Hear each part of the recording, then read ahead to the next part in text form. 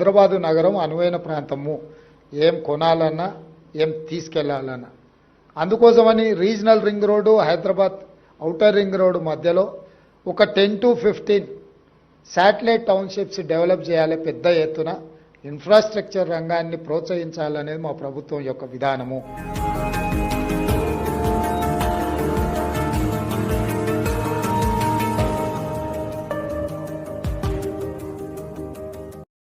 అనేది మా ప్రభుత్వ విధానము.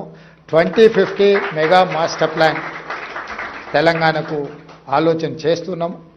Up to outer ring road వరకు ఉన్న ఇన్సైడ్ ఆఫ్ హైదరాబాద్ ఇస్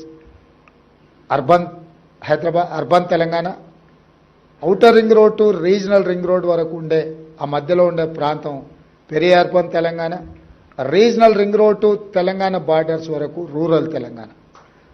ఈ సెక్టర్స్ని విడగొట్టి నేను ముఖ్యమంత్రిగా బాధ్యత చేపట్టిన తర్వాత మా మంత్రివర్యులు కోమటిరెడ్డి వెంకటరెడ్డి గారు మేమందరం నితిన్ గడ్కరీ గారితో చర్చించి మాట్లాడి ఇమ్మీడియట్గా రీజనల్ రింగ్ రోడ్కు సంబంధించిన అన్ని పెండింగ్ సమస్యలను పరిష్కరించాలని కేంద్ర ప్రభుత్వాన్ని సంప్రదించి ఆ సమస్యలన్నిటినీ దాదాపుగా పరిష్కరించినాం. 354 కిలోమీటర్స్లో దాదాపుగా 50% రోడ్డుకు సంబంధించిన నిధులు, ల్యాండ్ ఎక్విజిషన్ పూర్తయింది. మిగతా రీజనల్ రింగ్ రోడ్ నుంచి ఔటర్ రింగ్ రోడ్ నుంచి రీజనల్ రింగ్ రోడ్ వరకు కొన్ని క్లస్టర్స్ చేసి ఆ క్లస్టర్స్ని అన్నిటిని కూడా సిటీల కింద డెవలప్ చేయాలని, కౌంటీస్ కింద. అంటే ఇప్పుడు మీకు చైనా పోయినప్పుడు ఇన్ఫ్రాస్ట్రక్చర్కి సంబంధించిన ఒక్కొక్క దగ్గర ఒక్కొక్క పెద్ద పెద్ద గాంజావు పోయినా ఇతర ప్రాంతాలు పోయినప్పుడు మీకు ఏం కావాలన్న ప్రపంచంలో ఉండే ప్రతి వస్తువు అక్కడ దొరుకుతుంది. అది ఫర్నిచర్ కావచ్చు, అదర్ ఇన్ఫ్రాస్ట్రక్చర్ మెటీరియల్ కావచ్చు, ఏది కావాలన్నా.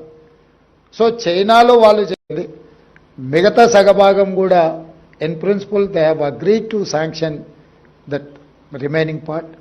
సో భవిష్యత్తులో ఏవైతే రీజనల్ రింగ్ రోడ్డు విషయంలో ఏమైనా అపోహలు ఉన్నా వాటన్నిటిని తొలగించండి. తొందరలోనే తెలంగాణలో రీజనల్ రింగ్ రోడ్ కూడా రావడం జరుగుతుంది. దాంతోపాటు కంప్లీట్ రింగ్ రోడ్ మొత్తము రైల్ వసతి కూడా కల్పించాలి రవాణా కోసం అని చెప్పి